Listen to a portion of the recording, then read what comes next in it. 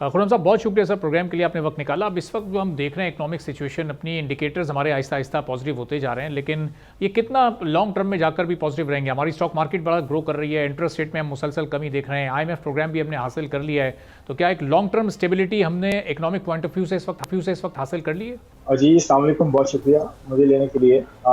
देखिए, long term stability या long term sustainability basically depend करेगी कि हम रिफॉर्म्स प्रोसेस जो शुरू किया है, जिसमें एक्सपेंडिचर साइड जो फिस्कल जो आपकी इक्वेशन है, यानी कि आप जो खर्चे करते हैं, जो गवर्नमेंट ऑफ पाकिस्तान खर्चे करती है, उनको कैसे हैंडल किया जा रहा है। उसमें प्राइवेटाइजेशन से लेकर पेंशन रिफॉर्म से लेकर और साइज ऑफ द गवर्नमेंट से लेकर मिनिस्ट्रीज को जो है वो प्रोविंशियल एम्बेड्स में देने से लेकर बहुत सारे इस तरह के इनिशिएटिव्स हैं जो कि अभी शुरू हुए और अभी उनका जो है वो ये कहने कि पहला स्टेप है और उसमें काफ़ी हमें जो है काम करने की ज़रूरत है और मुझे लगता है कि उसमें वक्त लगेगा। और अगर इस ट्रैक पे हम रहे और वक्त भी लगा, लेकिन रिफॉर्म्स ये सारे हुए, सिविल जो है वो एडमिनिस्ट्रेशन के रिफॉर्म्स भी शामिल है उसके अंदर, तो और फिर डिवोल्यूशन भी है सूबों को मजीद और सूबों से फिर लोकल गवर्नमेंट्स को।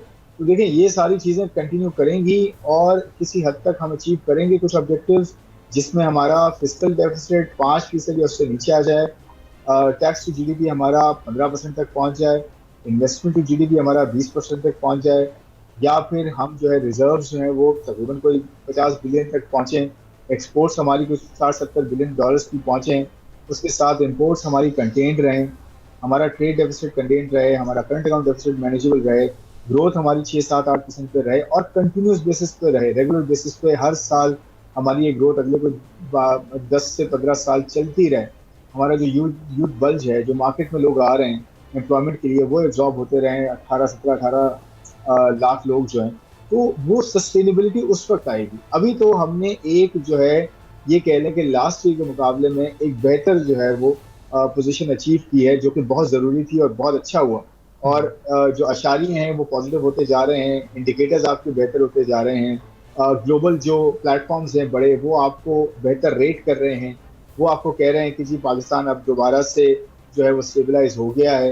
लेकिन इसके बाद ग्रोथ की तरफ भी हमें जाना है और ग्रोथ बड़ा हमें जो है ना बड़ा सोच समझ के ग्रोथ की तरफ जाना है। वो वाली ग्रोथ हमें नहीं चाहिए कि हम 1-2 साल में ग्रो करते हैं, 5-6-7% पे जाते हैं और हमारा डॉलर का क्राइसिस आ जाता है, हमारे कर्जे हम देने के काबिल नहीं रहते, फिर IMF के पास भागते हैं। इस मर्तबा ये गलती नहीं करनी।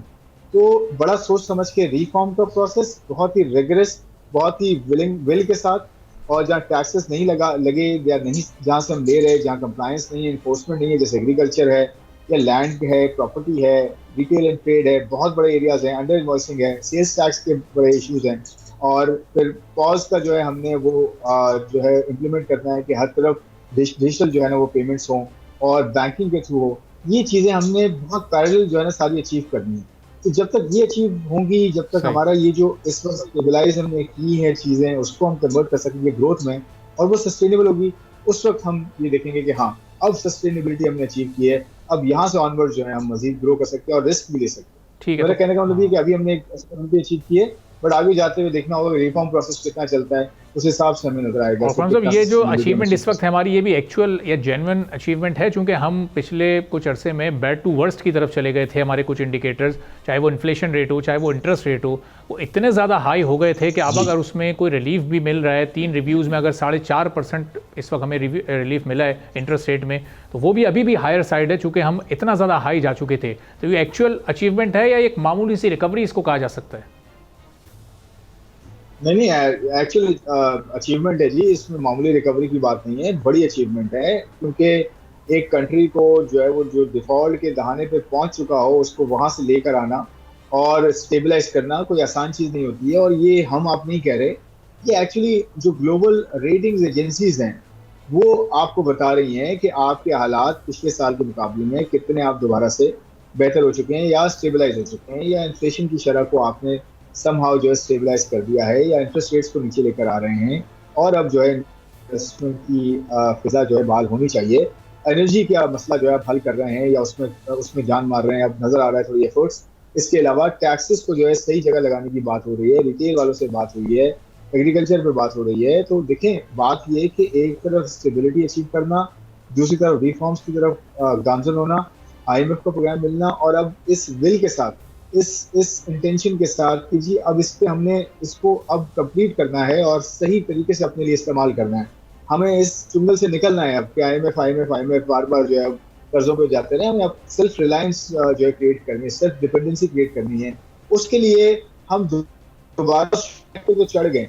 अब फिर मैं वही कहूंगा कि यहाँ से बड़ा इंपॉर्टेंट है, इस जगह से आगे जाना बड़ा इंपॉर्टेंट है कि कैसे हम आगे बढ़ते हैं और कैसे अपनी पोटेंशियल को अनलॉक करें। और हम सब मुख्तलिफ आपने रिफॉर्म्स की बात की, फिर टैक्स सेक्टर का भी जिक्र हुआ, तो ये टैक्स रिफॉर्म्स में क्यों ना माजी की हुकूमतें कामयाब हो सकी हैं, ना अभी ये हुकूमत हमें कोई ख़ास कामयाबी हासिल करती दिखाई दे रही है। जब भी कहीं टैक्स रेवेन्यू का शॉर्टफॉल होता है, टैक्स कलेक्शन शॉर्टफॉल की तरफ जाते हैं, तो हम मिनी बजट की सूरत में मज़ीद उन्हीं लोगों पर मज़ीद बोझ लाद देते हैं। तो यहाँ भी टैक्स नेट बढ़ाने की जो कोशिशें वो अभी तक अमली तौर पर तो नहीं हमें कामयाब होती दिखाई दी हैं। अब आगे हम इस तरह के मिनी बजट्स देखेंगे या ये टैक्स रिफॉर्म्स के ज़रिए लोगों को किसी हद तक रिलीफ मिल सकेगा?